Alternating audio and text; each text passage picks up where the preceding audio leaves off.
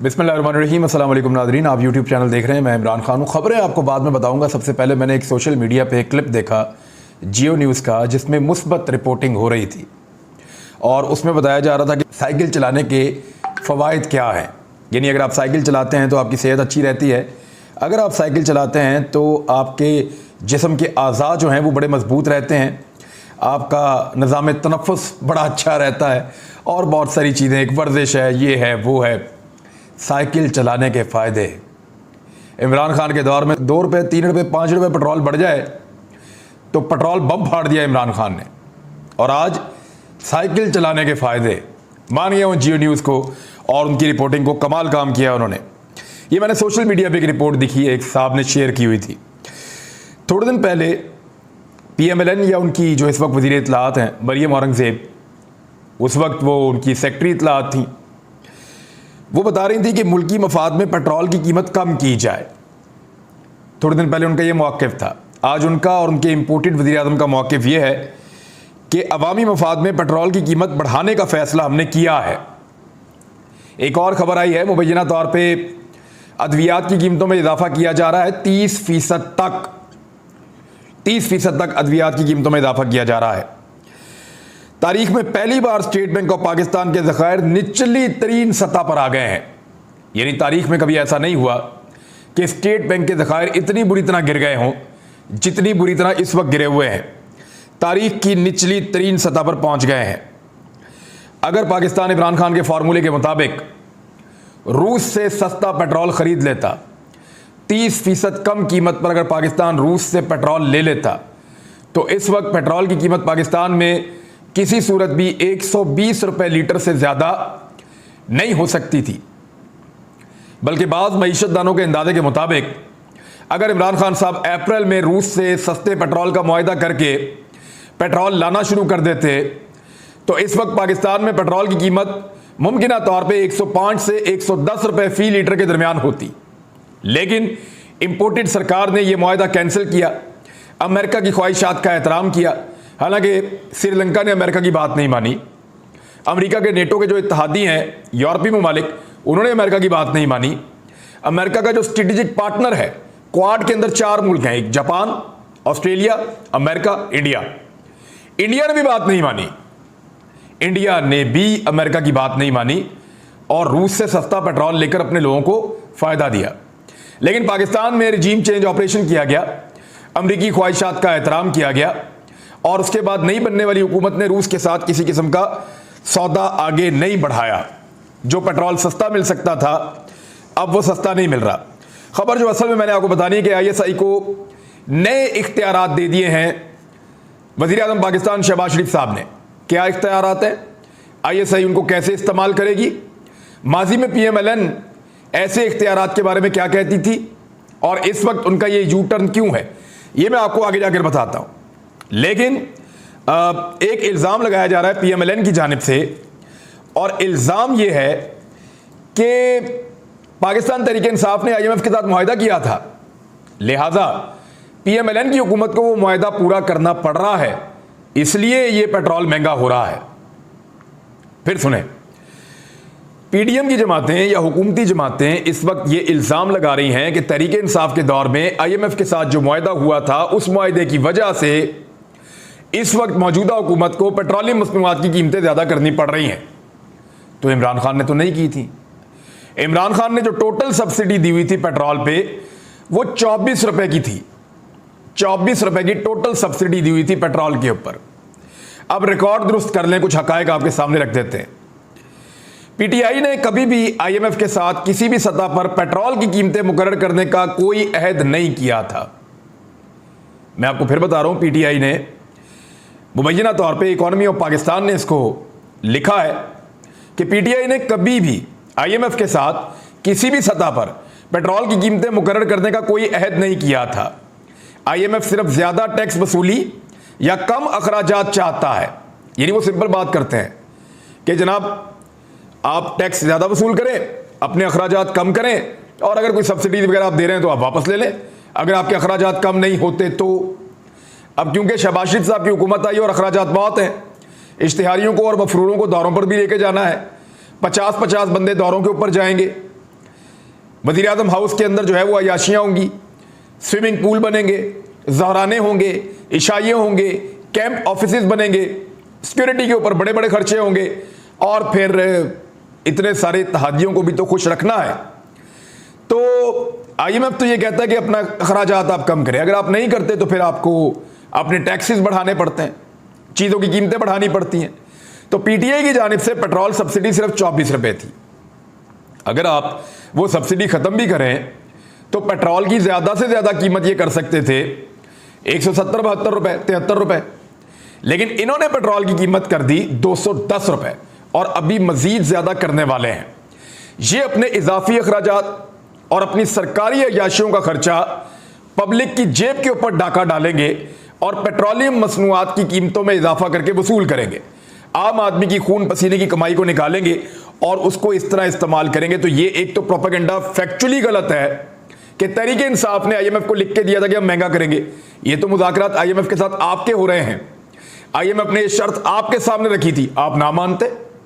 आपने IMF की शर्त मानी कि ठीक है जी, हम पेट्रोल महंगा कर देते हैं, पाकिस्तान में बिजली महंगी कर देते हैं। IMF ने इमरान खान को भी कहा था, उसने तो नहीं की, ना उसने बिजली महंगी की, ना उसने पेट्रोल महंगा किया, बल्कि दोनों चीजें सस्ती कर दी। मगर इस वक्त जो इंपोर्टेड हुकूमत मौजूद है उसने IMF की बातें मानी और बातें मानकर ना सिर्फ उसने पेट्रोल महंगा कर दिया बल्कि बिजली भी महंगी कर दी। अब एक खबर और देता हूं, फिर आपको आगे बढ़ाते हैं। पंजाब में इख्तिलाफात शुरू हो गए हैं पाकिस्तान पीपल्स पार्टी और नून लीग के दरमियान। पीपल्स पार्टी के टोटल 7 बंदे हैं, उनमें से 5 को वजारतें वो मांग रहे हैं कि 5 को वजारतें दो और बड़ी टॉप क्लास की वजारतें हमें फ्राहम की जाएं। ऐसी ब्लैकमेलिंग चल रही है और फॉरेन पोर्टफोलियो दिए जाएं और हमें हर किस्म की कमेटियों के अंदर शामिल किया जाए। बल्दियाती इंतखाबात कैसे होंगे उसके सिस्टम में भी हमें शामिल किया जाए। तो ये चल रहा है पीपल्स पार्टी और PMLN के दरमियान पंजाब में।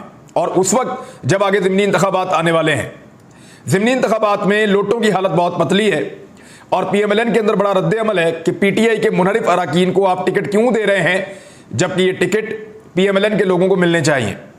अब PMLN का वोटर क्या लोटों को वोट देगा, बहुत बड़ा सवाल है।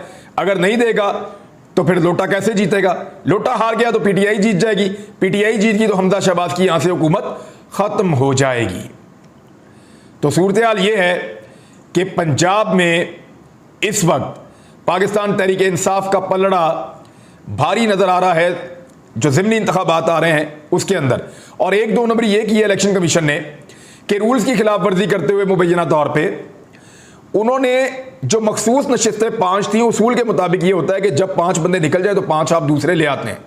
लेकिन वो कह रहे हैं जी पहले हम ज़िमनी इंतखाबात करवाएंगे फिर हम 5 बंदे लेकर आएंगे, वरना हम 5 बंदे नहीं लेकर आएंगे।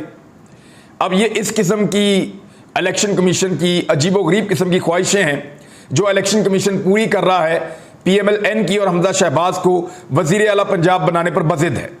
अगर 5 मुनरिफ अराकीन जो मखसूस नशिस्तों वाले थे वो PTI को मिल जाए अपनी लिस्ट में से तो हमजा शहबाज फिर वज़ीर आला पंजाब नहीं रहेंगे, वो अक़लियत बन जाएंगे और अक्सरियत पाकिस्तान तहरीक इंसाफ के पास आ जाएगी। उधर पंजाब में इख्तिलाफात बढ़ रहे हैं तो दूसरी जानिब शेर पाव ने चीज़ों की कीमतें बढ़ाने के ऊपर वफाक में भी PDM की हुकूमत को आड़े हाथों ले लिया है। वो नायब सदर हैं PDM के और दीगर जमातों के अंदर भी बेचैनी पाई जाती है।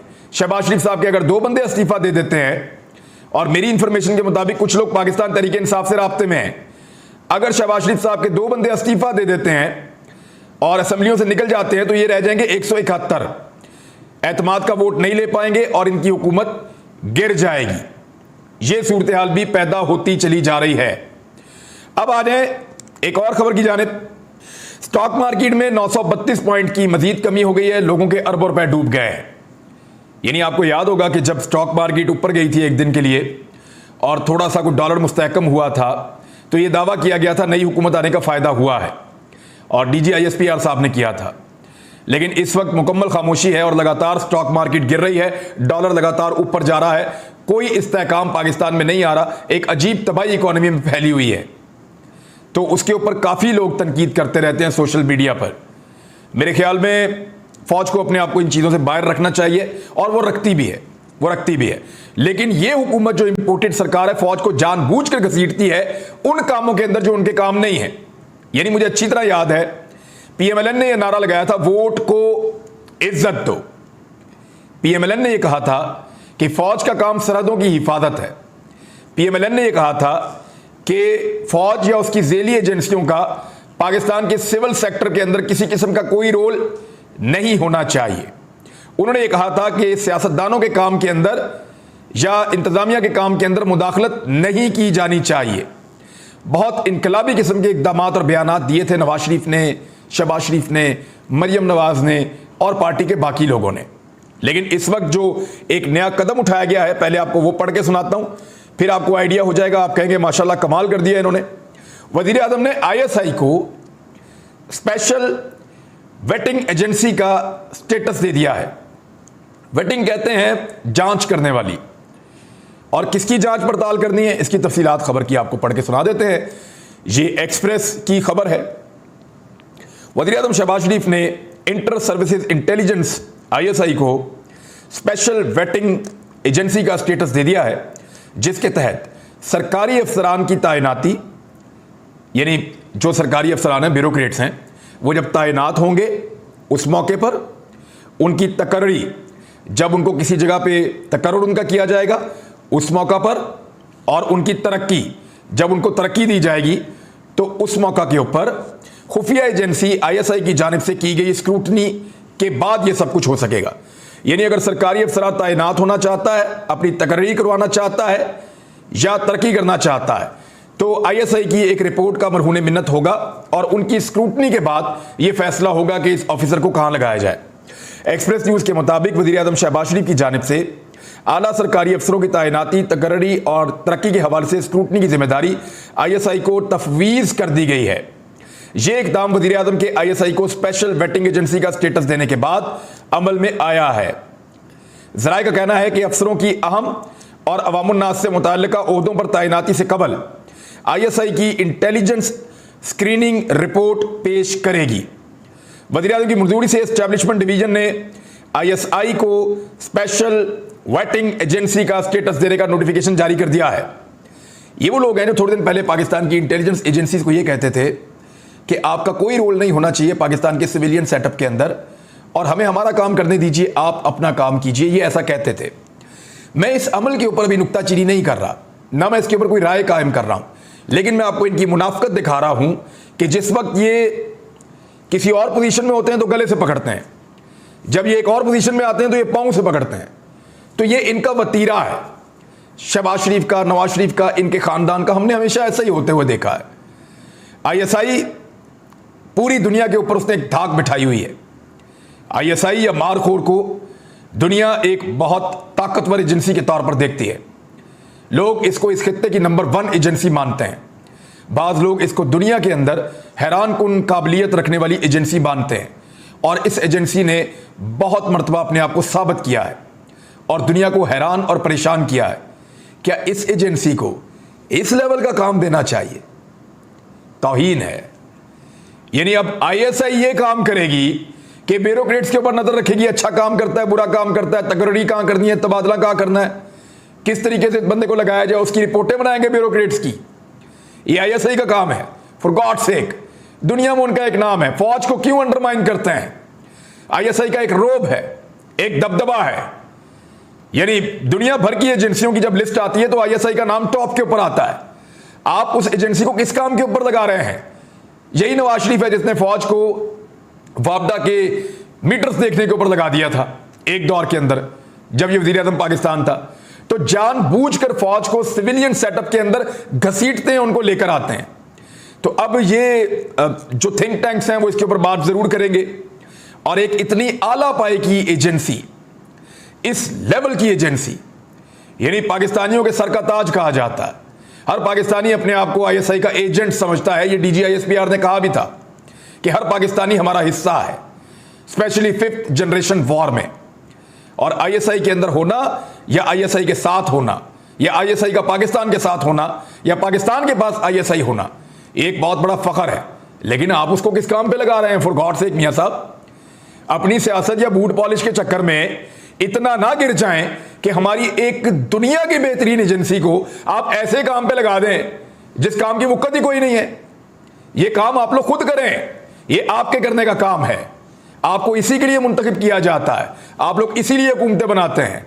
अपनी इस गंदी सियासत से, इस ट्रांसफर पोस्टिंग से और इस किस्म की चीज़ों से इतने बड़े इदारे को दूर रखें तो बेहतर है। मेरी ये राय है, गलत हो सकती है, इसको कोई निगेट करना चाहे तो कर सकता है, लेकिन मेरी राय है कि जितनी बड़ी वो एजेंसी है ना, उसके साथ इन्होंने ये खच्ची मारी है जो काम इन्होंने किया है। बहरहाल अब तक के लिए इतना ही। अपना ख्याल रखिएगा अपने